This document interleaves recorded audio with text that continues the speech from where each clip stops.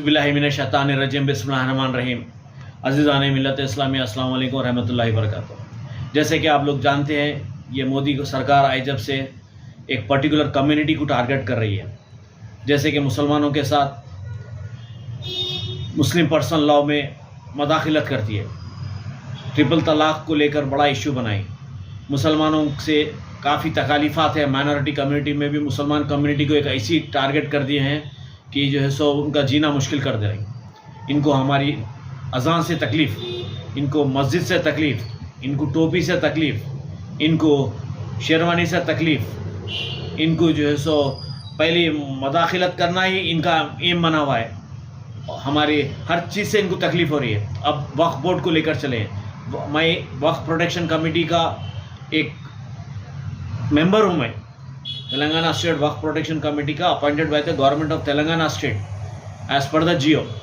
मैं आपके बीच में बताना चाहूँगा कि एक इंट्रोड्यूस करना चाह रहे हैं, अमेंड लाना चाह रहे हैं बिल में, amendment act of 1995 Waqf act में जो सो एक 40 अमेंडमेंट्स लाना चाह रहे हैं। जैसे कि वक्फ प्रॉपर्टी है तो कलेक्टर्स के साथ, कलेक्टर के पास रजिस्टर हो जाना, ट्रांसपेरेंसी लाना चाह रहे कहते, फिर अकाउंटेबिलिटी लाना चाह रहे।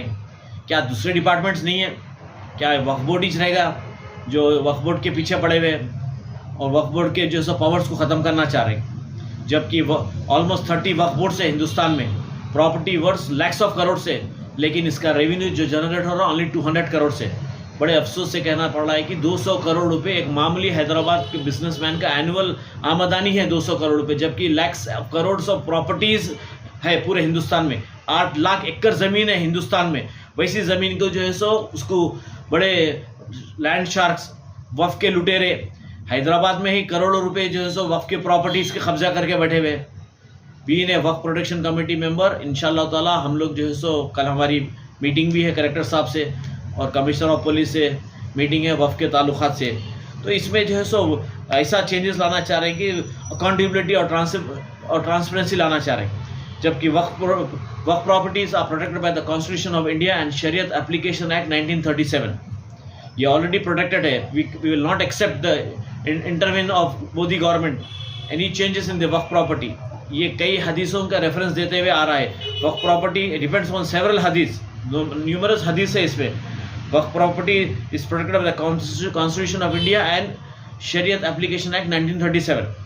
तो ये हर एक की जिम्मेदारी होती है। ख़ासतौर से एम इन खला पार्टी इसको स्ट्रेट अवे रिजेक्ट करती है। Any amendments in Waqf property is nothing but intervention in the Muslim personal law. Uniform civil code भी लाना चाह रहे हैं, इस तरीके से अमेंडमेंट्स लाना चाह रहे हैं। Government can not bring any amendments after the if there is any change in the nature and status of the waqf property. They cannot bring any amendments if there is a change in the status and the nature of the waqf property. तो मैं आपको बताना चाहूँगा कि इतना कम जो है सो revenue generate हो रहा है। तो ऐसे हालात में जो है सो अब देखिए, आप दिल्ली में जो है सो ऐसे कई मस्जिदां हैं, कई दरगाह हैं जो कि वक्फ के तहत छोड़ के वहाँ की गवर्नमेंट जो है सो उसको मैनेज कर रही, बोलकर उसको कई प्राइवेट लीज दे रहे हैं वहाँ पर। तो इस तरीके से जो है सो no Muslim, neither Muslim nor anybody will accept the intervention in Waqf properties, any amendments which is going to be likely introduced in the parliament. तो मैं आप लोगों को ये बताना चाहूँगा कि अब इलेक्शन आ रहा है महाराष्ट्र में, जम्मू एंड कश्मीर में, जहाँ जहाँ इलेक्शन आ रहा है, ये एनडीए सरकार और उनकी बी टीमों को हराना चाहिए, उनके साथियों को, उनके अलाई पार्टनर्स को। हैदराबाद में भी है अलाई पार्टनर्स उनके, आप लोगों को मालूम है, मेरे को बोलने की ज़रूरत नहीं है। तो ये बी टीम्स जो है सामने एक बोलते पीछे एक बोलते, इनको नॉलेज नहीं रहती, ये बाई चांस बने सो है, ये इनहेरिटेड लीडर्स है यहाँ पर जो भी है सो। They are not the choice of the people, they are inherited leaders by chance, by default है लीडर्स ये, विदाउट एनी कैपेबिलिटी। ये लोगों को कुछ कैपेबिलिटी नहीं रहती, ना तो जो है सो ये लोग कुछ फैसला ले सकते। तो इस तरीके से जो है सो आने वाले इलेक्शन में महाराष्ट्र के, जम्मू एंड कश्मीर में और मज़ीद जो भी इलेक्शंस रहेंगे वो इलेक्शंस में इनको बता देना कि अगर मुस्लिम कम्युनिटी के साथ इतना परेशान करेंगे, मॉब लिंचिंग करेंगे मुसलमानों के साथ, इनके माँ और बहनों की इज्जत और आबरू लूट ली जाएंगी, उनके मस्जिदों को तोड़ दिया जाएगा, बुलडोज़र चला दिया जाएगा, तो ये कभी पावर में नहीं आएंगे, खुदा हाफिज़।